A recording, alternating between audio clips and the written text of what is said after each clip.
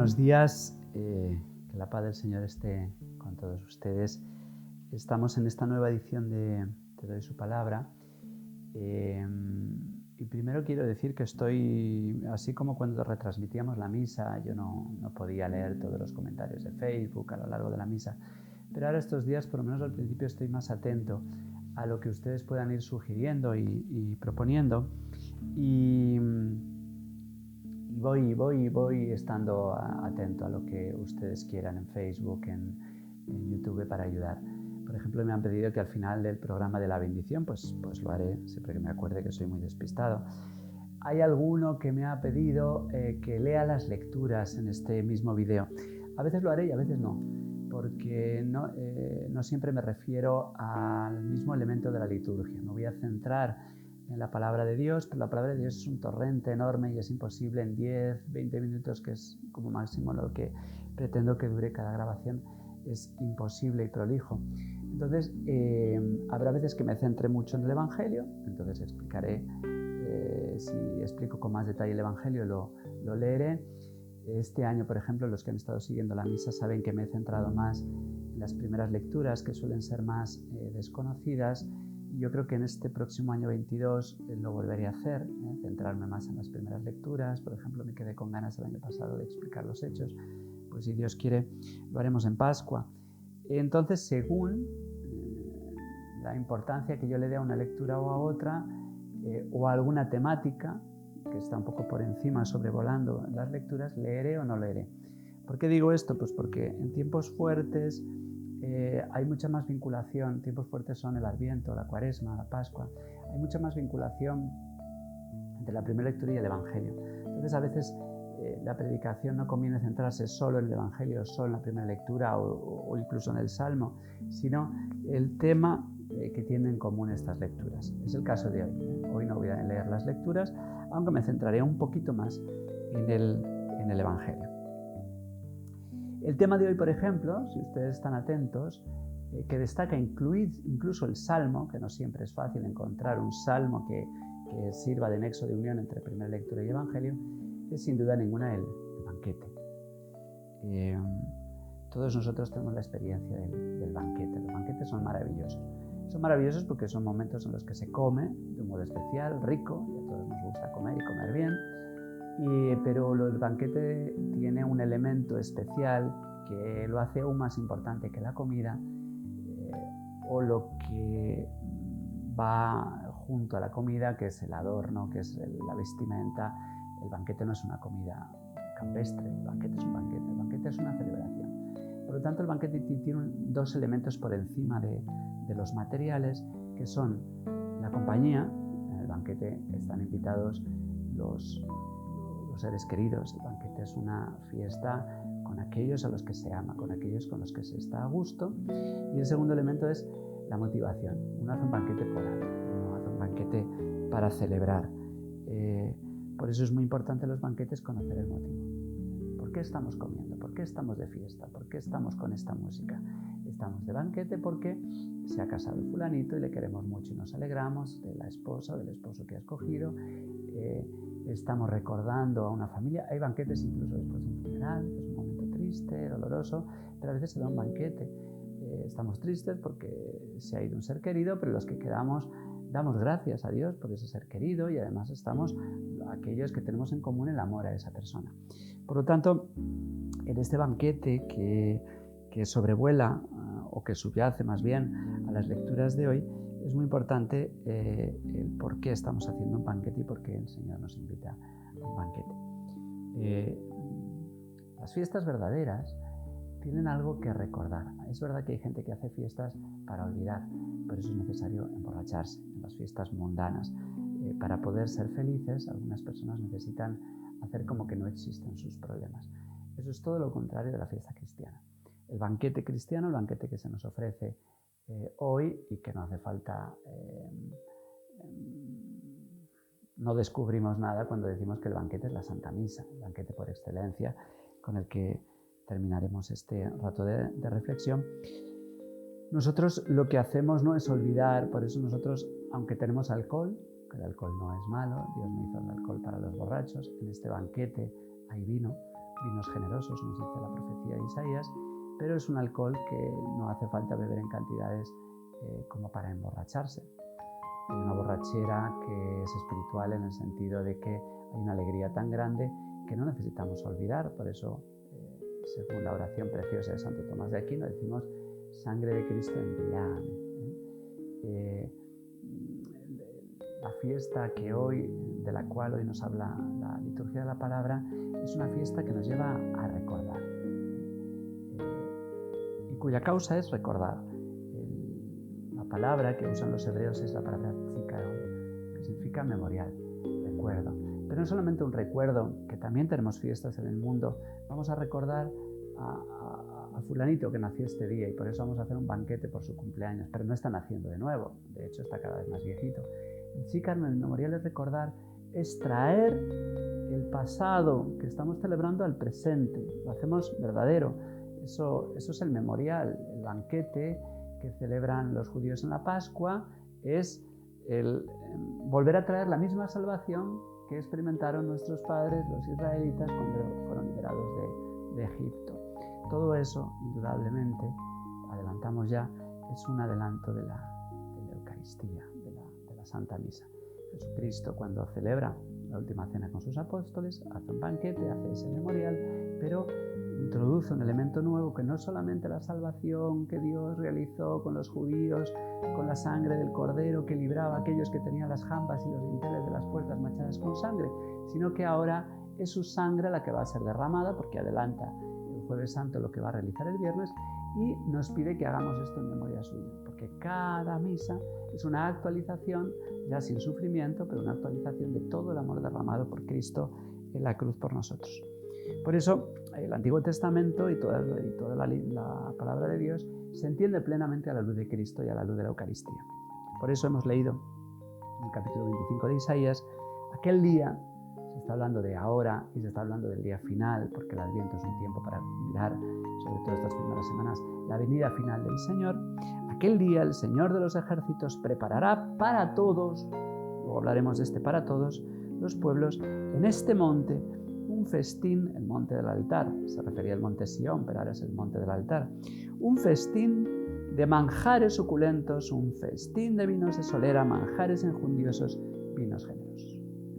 Pero por si fuera poco a esta alegría que nos anuncia Isaías, el Salmo 22, que canta la alegría del rebaño, de la oveja, porque una oveja, que es el animal más desprotegido, más vulnerable, celebra que tiene un pastor. Y entonces la oveja con pastor está contenta. El Señor es mi pastor, nada me falta. En verdes praderas me hace recostar, las praderas en las que se alimenta y las praderas donde descansa. Pero suele pasar por alto una estrofa que dice: preparas una mesa ante mí enfrente de mis enemigos. ¿Cómo se puede comer un banquete enfrente de enemigos? Es el banquete de la victoria. Aquellos que me han hecho sufrir ahora ven cómo gozo por la salvación, porque la victoria es de aquellos que viven con el pastor. Y entonces estamos saboreando ya, ahora que sufrimos, incluso persecución, incomprensión, burla, nosotros enfrente de los enemigos, que no son mis enemigos, son los enemigos de Cristo, son los enemigos de la Iglesia, nosotros ya celebramos este banquete, vestidos de fiesta. Acuérdense de ese otro banquete en que el Señor regaña y castiga a aquel que no está vestido de fiesta y además calla y no pide ser vestido de fiesta. Por eso decimos: me unges la cabeza con perfume y mi copa rebosa. Es el estar gustando ya de la alegría inmensa del banquete que llamamos el banquete escatológico, que vivimos ya en la misa. En la misa estamos adelantando el banquete, el gozo del cielo, porque es de lo que se nos está hablando propiamente, del cielo. Decíamos que es muy importante en el banquete saber qué se celebra. ¿Qué estamos celebrando? Estamos celebrando la salvación. Y además una salvación para todos, lo cual no significa que todos vayan a ser salvados. Es una salvación ofrecida a todos. Ahora, no todos quieren venir a este banquete, como nos dice en alguna otra parábola el Señor. Pero la salvación sí está ofrecida a todos, pero no seamos frívolos para anunciar la salvación de todos, porque que la salvación sea ofrecida a todos no quiere decir, por desgracia, que todos la aceptan. Vamos a saltar al Evangelio, que no leo porque creo que es bastante conocido, pero si ustedes lo quieren saborear, pues lo tienen debajo, anunciado debajo del vídeo. Es Mateo 15, del 29 al 37, el capítulo 15, en el cual Mateo recoge la segunda de las dos multiplicaciones. Tanto San Marcos como San Mateo nos hablan de dos multiplicaciones, que son un poquito diversas, parecen iguales, y eso ha hecho que muchos piensen que el Señor solamente multiplicó los panes una vez, pero hay unas diferencias sutiles suficientes para hacernos ver que por lo menos el Señor multiplicó dos veces el pan. La primera multiplicación se realiza para los cercanos, para los judíos, para los israelitas, que al fin y al cabo no tienen tanta hambre, porque ya gozan de la salvación, ya son del pueblo elegido, ya conocen los mandamientos, ya conocen a Dios, al único Dios, a Yahvé. Pero si aquella multiplicación era para aquellos que solamente recorrieron 10 kilómetros con Jesús, se apartaron a hora y media, ahora tenemos un paseo o una excursión que hace Jesús a la Decápolis. Y han estado 3 días caminando con Jesús. Y esos 3 días han estado sin comer. No es lo mismo después de 1 hora y media de camino, aunque uno tiene hambre y le apetece tomar aunque sea un sándwich, que uno tiene hambre, pero es un hambre con minúsculas, al hambre del que lleva 3 días alimentándose de la palabra de Dios, pero sintiendo ya hambre en el estómago. Hasta el punto de que el Señor ya tiene miedo que se desmaye en el camino. Es un hambre mucho más fuerte. Es el hambre de los gentiles. Es el hambre de aquellos que nunca han oído hablar de Dios, de la salvación, que no han visto los milagros del Señor. Hoy nos toca pensar en el hambre de aquellos que no han tenido el gozo de conocer al Señor. Nosotros tenemos hambre, pero hoy se nos está hablando del hambre de aquellos que viven arruinados en el pecado, que viven desmayados, desfallecidos. El domingo nos hablaba en la liturgia el Señor de que hay que estar en pie, no echado. Está echado el que está muerto, está echado el que está desmayado, está echado el que está dormido. A nosotros se nos pide estar en pie. Bueno, pues hoy estamos hablando de esos que están echados, o porque están dormidos, o porque han desfallecido, porque han muerto por su pecado. Estos son los que hay que despertar, estos son los que hay que levantar, estos son los que hay que resucitar. Es el banquete hoy, se habla del banquete ofrecido a los gentiles, a todos los pueblos, a los que no conocen la dicha de la salvación. Se nos está enviando como misioneros para que no se sientan extranjeros. Estos que el pueblo de Israel llama perros, ahora se les llama al banquete, a celebrar. Es una tarea ingente y tan grande que asusta a los apóstoles. Pero Señor, nos estás pidiendo que salgamos a evangelizar a todos los pueblos. Hoy tenemos un problema aún mayor, que es el de la apostasía. Tenemos millones de bautizados que están desfallecidos de hambre, porque no comulgan, porque aunque estén bautizados no conocen la Eucaristía, no conocen al Señor, y a esto se nos envía. Y eso nos asombra, nos asusta, nos sobrecoge. ¿De dónde vamos a sacar para tanta gente? ¿Cómo vamos a hacer esta misión? Que es especialmente difícil, porque es más fácil evangelizar a un gentil que no tiene prejuicios contra Cristo, que la evangelización del que está bautizado, que cree que conoce la Iglesia, que desprecia a los sacerdotes, que desprecia la misa. Es una misión mucho más difícil. ¿De dónde? ¿De dónde vamos a sacar la fuerza, la sabiduría, el ánimo, la capacidad para convencer a todas estas personas que realmente están desfallecidas de hambre? El Papa Francisco nos habla mucho de la Iglesia como hospital, hospital de campaña incluso, de aquellos que se están desangrando. Se nos está hablando de la hospitalidad para los gentiles, porque el Señor viene a sanar. Dice también en este banquete que el Señor le llevaron tullidos, ciegos, lisiados, sordomudos y muchos otros se echaban a sus pies y Él los curaba. A nuestro alrededor estamos rodeados de deprimidos, de personas con enfermedades psiquiátricas, psicológicas terribles, personas llenas de odio, personas heridas por el pecado, personas que han cometido errores atroces, matrimonios rotos, familias destrozadas, violencias, esclavitudes de todo tipo de vicios, alcohólicos, drogadictos, sodomitas, personas que están en manos de la lujuria. Son los auténticos enfermos, tullidos, lisiados, paralíticos.